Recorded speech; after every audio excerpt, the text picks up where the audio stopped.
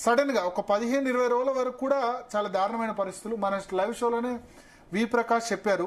ఏం చెప్పారంటే కొంత ఇబ్బంది ఉండొచ్చు రెయిన్ఫాల్కి ఈసారి. నేను వర్షం పడొద్దని కోరుకుంటున్నా, కాళేశ్వరం ప్రాజెక్టు విలువ ఏందో తెలుస్తుందన్నారు. బట్ కాళేశ్వరం ప్రాజెక్ట్ కట్టినప్పటి నుంచి కూడా ఆ ప్రాజెక్టుకి సంబంధించిన పూర్తి అవసరం రాలేదు ఎప్పుడు కూడా. వర్షాలు బాగా పడుతున్నాయి, వర్షాలు పడని సమయంలో ఉపయోగపడుతుందేమో. ఇక్కడ మనం చూడొచ్చు ఒక వాయుగుండం ఏర్పడింది. అది మనం చూస్తే కనుక ఉత్తరాంధ్ర దక్షిణ ఒడిశా తీరంలో ఇక్కడ సర్కిల్గా తిరుగుతోంది. ఇది రేపు ఉదయం నాటికి ఈ వాయుగుండం తీరం దాటే అవకాశం ఉంది. తీరం దాటిన తర్వాత రేపు ఉదయం రేపు మధ్యాహ్నం వరకు కూడా భారీ వర్షాలు తెలంగాణలో ఉంటాయి. ఎస్పెషల్లీ నార్త్ తెలంగాణ, సెంట్రల్ తెలంగాణలో దీని ప్రభావం ఎక్కువ ఉంటుంది. ఆల్రెడీ ములుగు జిల్లాలో అత్యంత భారీ వర్షాలు కూడా కురిశాయి. ఫార్చునేట్లీ ఏంటంటే ఈసారి మనకు ఎస్ఆర్ఎస్పి నిండడమే కాకుండా చాలా అత్యంత ఎక్కువ ఎత్తులో నీరుంది. ఇది సింగూర్ ప్రాజెక్ట్, రాష్ట్రంలోనే అత్యంత ఎక్కువ ఎత్తులో ఉండేది సింగూర్ ప్రాజెక్ట్. మన ఒక సామెత ఉంది, నీరు పల్ల మెరుగును, అంటే నీళ్లు కిందికి ఎప్పుడు ట్రావెల్ చేస్తుంది. అందుకని లోతట్టు ప్రాంతాలు అంటారు. నీరు ఎత్తులో ప్రవహించదు, నీరు ఎక్కడ కింద ఉంటే అక్కడ కిందికి పోతుంది నీరు కదా. సో అత్యంత ఎత్తులో ఉన్న ప్రాంతానికి నీరు రావడం కష్టం. మన తెలంగాణలో అత్యంత ఎత్తైన ప్రాంతం సింగూర్ ప్రాజెక్ట్. ఆ సింగూర్ ప్రాజెక్టులో 29 టీఎంసీలు ఉంటే 22 టీఎంసీలు ఉంది. దాదాపు 40-50 వేల క్యూసెక్ల ఇన్ఫ్లో ఉంది సింగూర్ ప్రాజెక్ట్.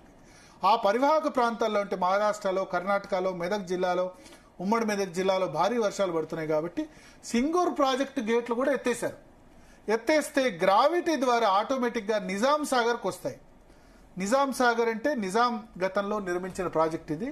కామారెడ్డి ఆ ప్రాంతంలో, బాన్సువాడ, కామారెడ్డి, ఎల్లారెడ్డి ఈ ప్రాంతంలో ఉంటుంది. ఇక్కడ ఇది 17 టీఎంసీల కెపాసిటీ. ఇది కూడా నిండిపోయింది.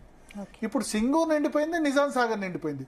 సో సింగూరు నిజాం సాగర్ ద్వారా వచ్చే నీరు కూడా ఇప్పుడు మంజీరా నది మళ్ళీ వెళ్ళి ఎక్కడ మంజీరా వెళ్ళి గోదావరిలోనే కలుస్తుంది. మళ్ళీ ఎక్కడ ఎస్ఆర్ఎస్పి దగ్గరికి మళ్ళీ వస్తాయి.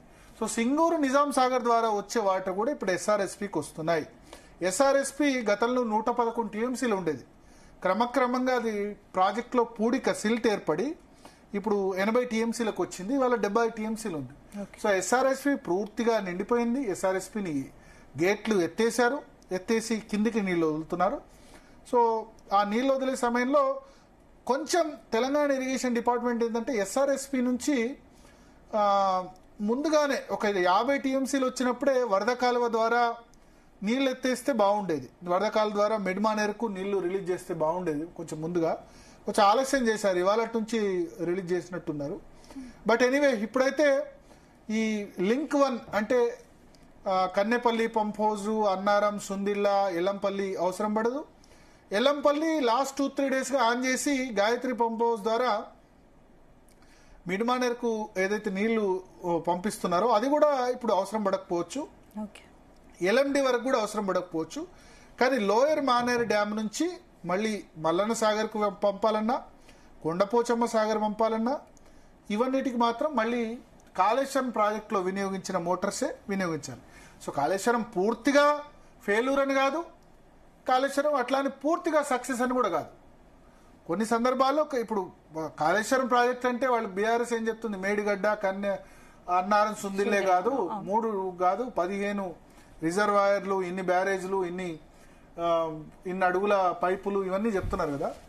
సో కాంగ్రెస్ ప్రభుత్వం ఏమంటుందంటే కాళేశ్వరం అవసరం లేదు, మేము చెప్పాం కదా, చూశారు కదా, కాళేశ్వరం పంపులు అసలు యూజ్ చేయాల్సిన అవసరం లేదని వాళ్ళు చెప్తున్నారు. కాంగ్రెస్ బీఆర్ఎస్ ఏం చెప్తుంది, కాళేశ్వరం ప్రాజెక్ట్ అంటే ఇది ఒకటి కాదు ఇవన్నీ చెప్తుంది. ఇద్దరిది కరెక్ట్ కాదు. కాళేశ్వరం ప్రాజెక్టు పూర్తిగా యూజ్ చేయట్లేదని కాదు, కాళేశ్వరం ప్రాజెక్టులో పంపులు యూజ్ చేసినప్పుడు అది యూజ్ చేసినట్టే.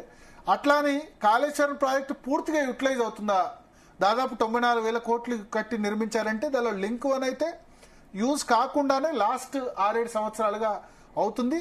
గతంలో ఎల్లంపల్లి దాకా లింక్ 1 నుంచి ఎత్తిపోసిన నీళ్లు కూడా మళ్ళీ సముద్రంలోకి వదలాల్సి వచ్చింది. ఈ ఎత్తిపోయడానికి చాలా ఖర్చు అవుతుంది స్పందన. ఈ లిఫ్ట్ ఇరిగేషన్ అన్నది ఒక సంవత్సరంలో లిఫ్ట్ ఇరిగేషన్ పండే పంట కంటే కూడా కాస్ట్ బెనిఫిట్ రేషియో ఎక్కువ అని చెప్పారు. కానీ ఎల్ఎండి నుంచి ఎత్తిపోస్తే కనుక ఎల్ఎండి నుంచి మల్లన్న సాగర్ ఎత్తిపోస్తే అంత ఖర్చు కాకపోవచ్చు. ఎందుకంటే ఈ లోయర్ మానేరు డ్యామ్ అనేది ఉన్న హైట్ మీకు మేడిగడ్డ 100 అడుగుల దగ్గర ఉంటే శ్రీపాద్ ఎల్లంపల్లి 148 ఉంటుంది. అదే మిడ్ మానేరు 318 ఉంటుంది. Lower Maneru 280 FRL. సో 280 నుంచి మళ్ళీ 600 మీటర్ల వరకు మళ్ళీ ఎత్తిపోయాల్సి ఉంటుంది ఒకవేళ మల్లన్న సాగర్లో కానీ మిగతా వాటిలో కానీ నింపాల్సి ఉంటే కనుక. సో ఖచ్చితంగా ఇప్పుడు పూర్తి ఎవరి వాదన కూడా కరెక్ట్ కాదు. అటు కాంగ్రెస్ వాదన కరెక్ట్ కాదు, కాళేశ్వరం పనికిరాదు పూర్తిగా అన్నది కరెక్ట్ కాదు, కాళేశ్వరమే మొత్తం రాష్ట్రానికి గేమ్ చేంజర్ అన్నది కూడా కరెక్ట్ కాదు. అది ఈ వర్షాకాలంతో మనకు అర్థమవుతుంది. ఏదేమైనా వరుణుడు కరుణించి